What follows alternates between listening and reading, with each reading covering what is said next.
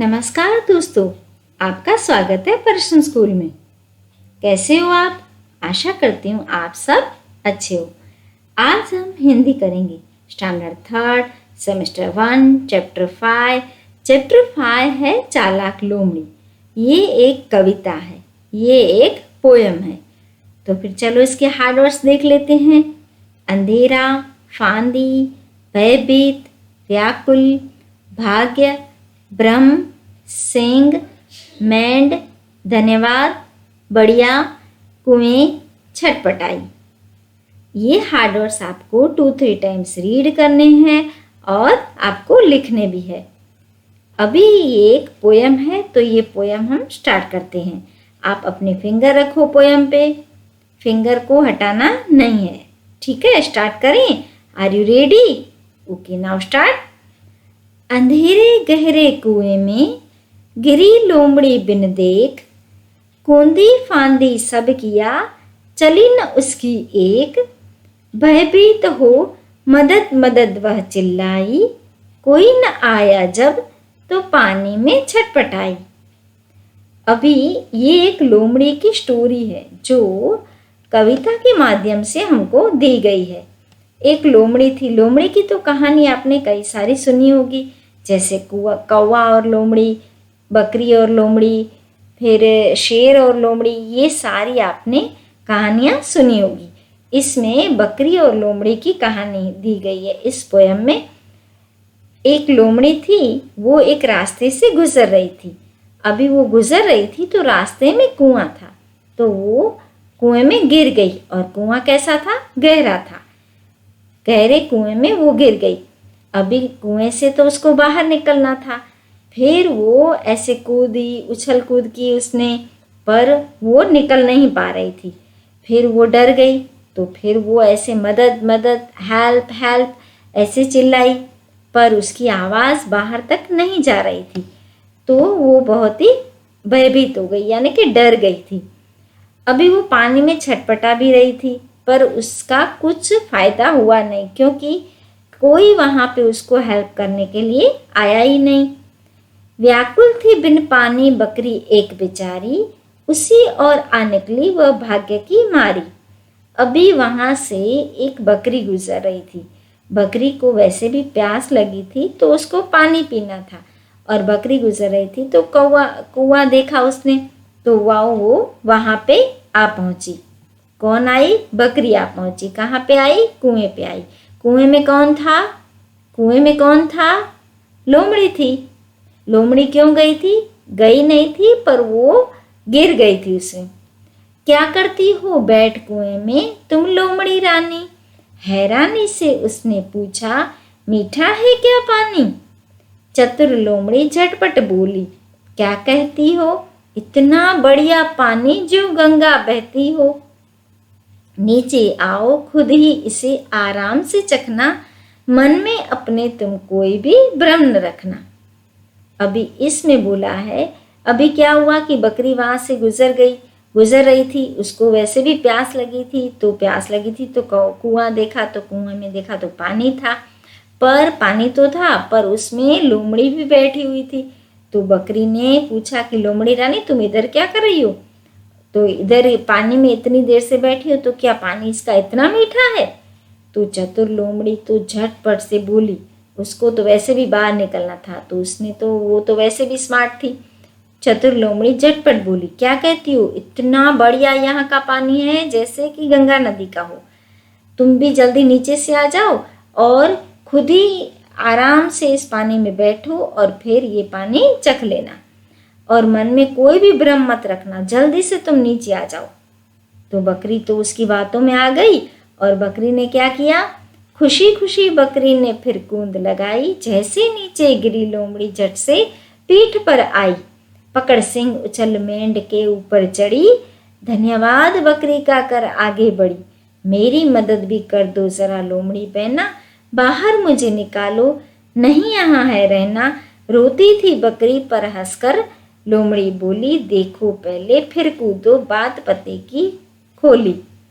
अभी क्या हुआ कि लोमड़ी ने तो उसको ऐसा बोला कि तुम भी नीचे आ जाओ, यहाँ का पानी बहुत मीठा है, तुम भी इसे चख लो, कोई भी मन में भ्रम मत रखो। ऐसा ऐसा उसने बोला तो वो तो उसकी बातों में आ गई। और उसने क्या सोचा, बकरी तो बहुत ये बातें सुनकर खुश हो गई। उसने तो बोला चलो मैं भी पानी चख के आती हूँ, पानी पी के आती हूँ। तो उसने तो ऐसे खुशी से जंप लगाया। किस में जंप लगाया? कुएं में। जैसे ही उसने जंप लगाया तो लोमड़ी तो वैसे भी स्मार्ट थी, तो उसने क्या किया, उसकी पीठ पर पैर रखकर और ऐसे जोर से उछली, ऊपर छलांग लगा के और ऊपर आ गई। कहाँ पे? कुएं के ऊपर आ गई, यानी कि कुएं में से बाहर निकल गई। फिर क्या किया लोमड़ी ने, बाहर जैसे ही निकली तो बकरी का धन्यवाद किया।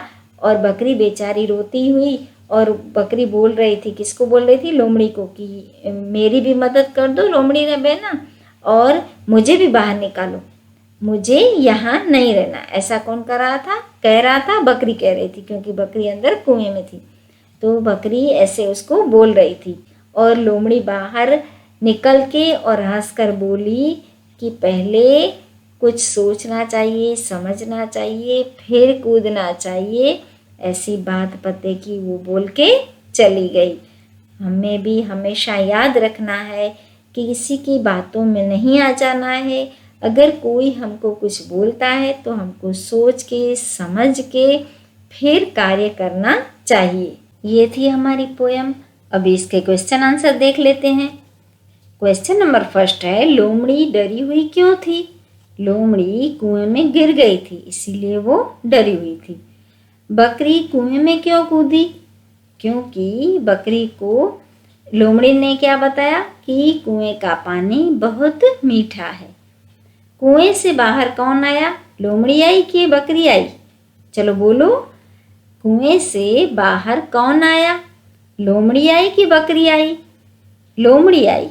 उसके बाद है MCQ है, उसमें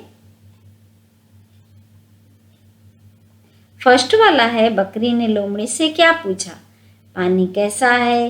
कुएं में क्यों बैठी हो? कुआं कितना गहरा है? क्या पानी मीठा है? तो क्या आएगा उसका आंसर? पानी मीठा है। लोमड़ी ने बकरी को पानी के बारे में क्या बताया?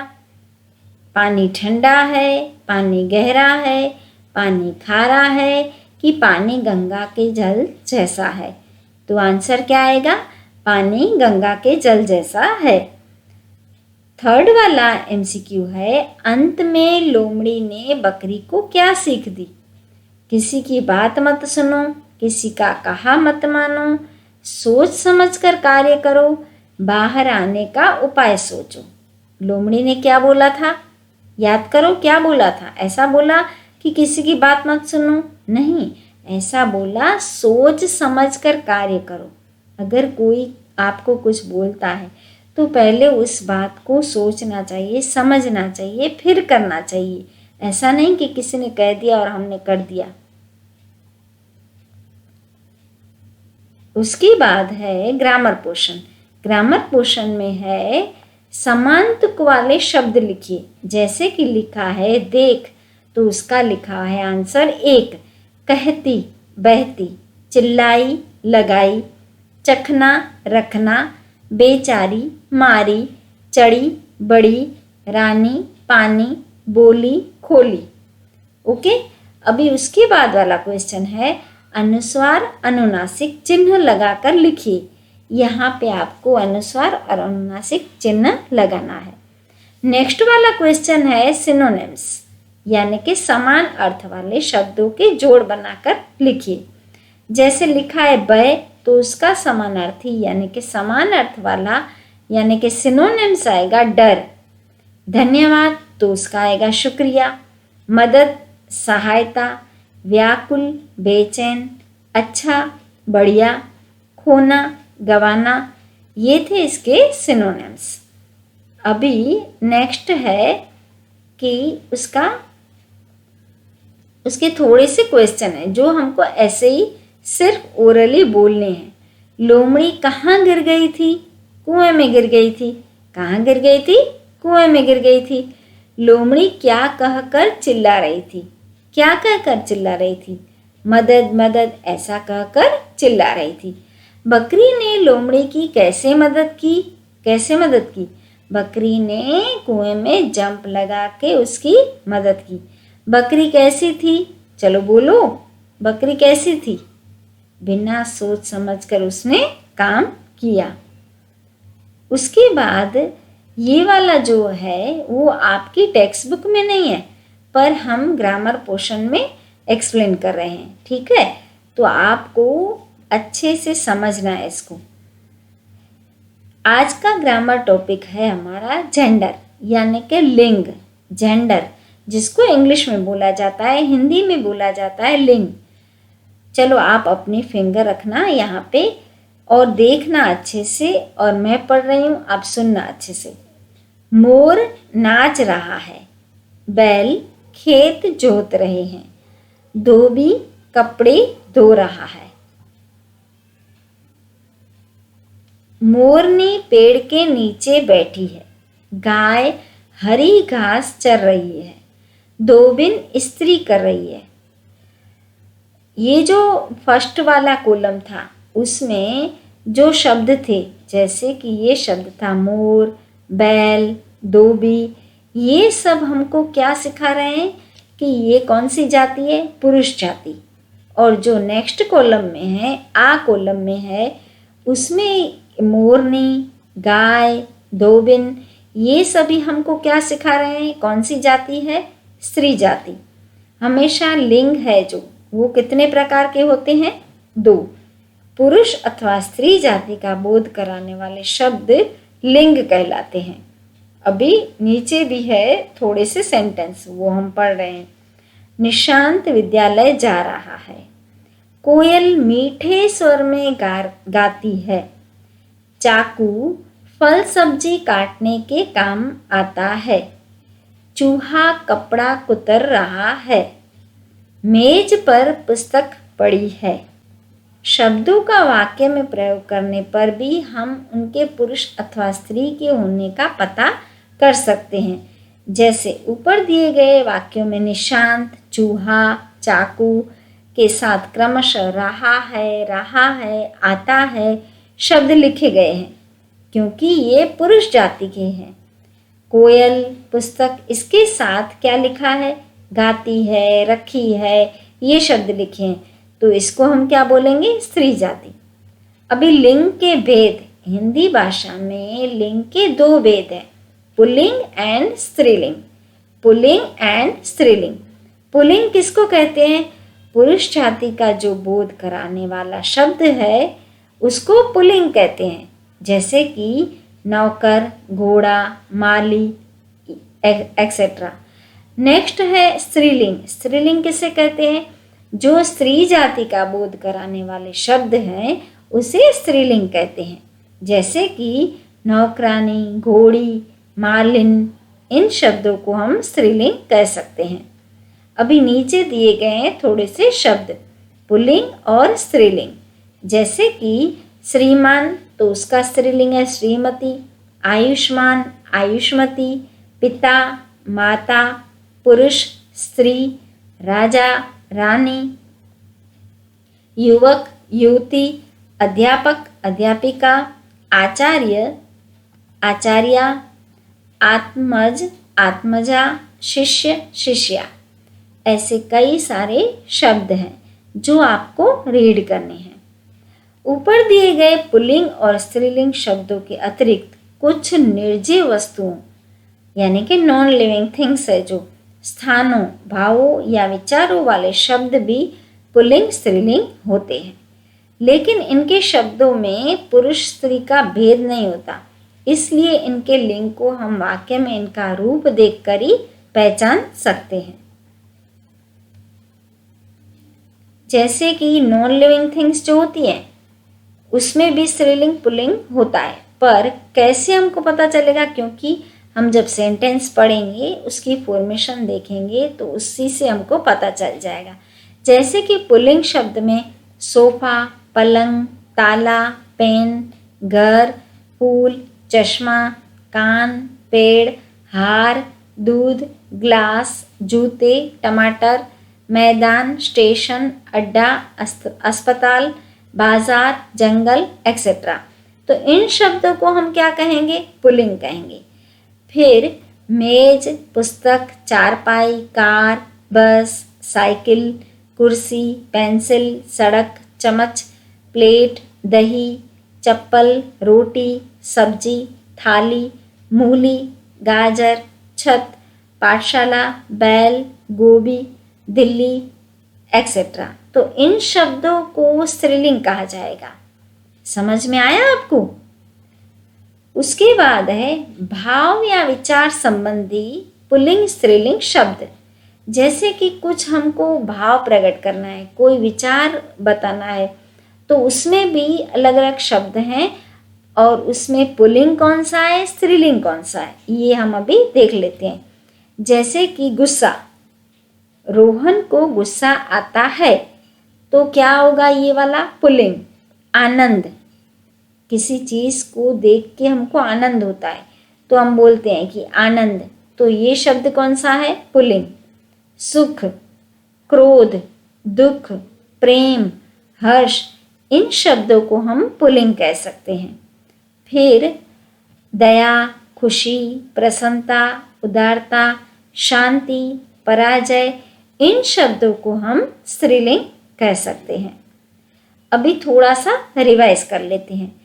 पुरुष अथवा स्त्री जाति का बोध कराने वाले शब्द को लिंग कहा जाता है। लिंग के दो भेद हैं, स्त्रीलिंग एंड पुल्लिंग। पुरुष जाति का बोध कराने वाले शब्द को पुल्लिंग कहते हैं, स्त्री जाति का बोध कराने वाले शब्द को स्त्रीलिंग कहते हैं। चलो अभी इसकी एक्सरसाइज देख लेते हैं। उसमें फर्स्ट वाला क्वेश्चन है एमसीक्यू। जैसे हमने अभी समझा कि स्त्री पुरुष की पहचान कराते हैं, कौन कराता है? लिंग कराता है, संज्ञा कराती है कि वर्ण कराता है? तो उसका आंसर आएगा लिंग। नेक्स्ट क्वेश्चन है पुरुष जाति वाले शब्द होते हैं तो उसको क्या बोलेंगे? स्त्रीलिंग बोलेंगे, पुल्लिंग बोलेंगे कि दोनों बोलेंगे? चलो बोलो। तो उसका आंसर आएगा पुल्लिंग। क्या बोलेंगे? पुल्लिंग बोलेंगे। स्त्री जाति वाले शब्द कहलाते हैं। स्त्री जाति वाले शब्द किसको बोलेंगे? उभयलिंग को, पुल्लिंग को कि स्त्रीलिंग को? किसको बोलेंगे? स्त्रीलिंग को। हिंदी भाषा में लिंग के भेद हैं। कितने भेद हैं? 2, 3 कि 4? 2 भेद हैं, स्त्रीलिंग एंड पुल्लिंग। उसके बाद है नीचे दिए गए वाक्यों में रंगीन शब्दों के लिंग लिखिए। यानी कि यहाँ पे जो कलर वाले शब्द दिए गए हैं उसके हमको इधर लिंग लिखने हैं। कि नवेदु है तो वो क्या है? स्त्रीलिंग है कि पुल्लिंग है? फिर कविता है तो वो क्या है? स्त्रीलिंग है कि पुल्लिंग है? चलो आज हम ये वाला है जो क्वेश्चन वो आपको दे रहे हैं, आप खुद ही करना, ठीक है? उसके बाद दिए गए वाक्यों में लिंग संबंधी अशुद्धियां ठीक करके वाक्य दोबारा लिखिए। जैसे कि फर्स्ट वाला सेंटेंस लिखा है कि पिताजी की कोट फट गई। ओके, क्या लिखा है? पिताजी की कोट फट गई। तो इसमें कुछ मिस्टेक लग रहा है आपको कि ये सेंटेंस बराबर है? बराबर है? नहीं, पिताजी का कोट फट गया। क्या आएगा? पिताजी का कोट फट गया। दवात में से साई गिर गया। दवात यानी वो जो होता है ना बोतल शाई का, इंक का, इंक पोट होता है, उसमें से इंक गिर जाता है। दवात में से साई गिर गया, साई गिर गई। उसने मेरा किताब फाड़ दिया, ऐसा बोलेंगे? कुछ मिस्टेक लग रहा है। उसने मेरी किताब फाड़ दी। सारी बर्फ पिघल गई। क्या आएगा? सारी बर्फ पिघल गई। थोड़े से क्वेश्चन आंसर है, वो आप देख लेना। उसके बाद एक पैराग्राफ दिया गया है। ये था हमारा ग्रामर पोर्शन। पहले हमने चैप्टर नंबर 5 किया, उसके बाद थोड़ा सा ग्रामर पोर्शन किया। चलो अभी है हमारा पहेली का टर्न। अगली वीडियो में हमने आपको 1-2 पहेली दी थी, वो आपने पहेली बूझी? ठीक है, अभी इसमें मैं एक पहेली बोलती हूँ, आप उसका आंसर जल्दी से सोच के बताना। नाम फल का, भार हल्का, मीठा है मज़ेदार, नाम बतला दो यार। नाम फल का, भार हल्का, मीठा है मज़ेदार, नाम बतला दो यार। चलो जल्दी से बोलो, 1 2 3 फटाफट बोलो। मैं बताती हूँ, इसका आंसर आएगा सेब, यानी कि एप्पल। इसका आंसर आएगा सेब। नेक्स्ट वाला है, नई सदी का नया खिलौना, नई सदी का नया खिलौना, सब कोई चाहे इसको लेना। बिना तार के मैं जुड़ जाऊं, इससे उससे बात कराऊं। बोलो कौन? नई सदी का नया खिलौना, सब कोई चाहे इसको लेना। बिना तार के मैं जुड़ जाऊं, इससे उससे बात कराऊं। बोलो कौन? चलो बोलो। ठीक है, मैं बताती हूँ, इसका आंसर आएगा मोबाइल। चालाक लोमड़ी के काव्य में हमने ये सीखा कि जो भी कार्य करना है तो वो सोच समझ के करना है। उसके बाद हमने ग्रामर पोर्शन में जेंडर के बारे में समझा। आपको समझ में आया? अच्छा लगा? Bye, take care. फिर मिलते हैं कुछ नया लेके।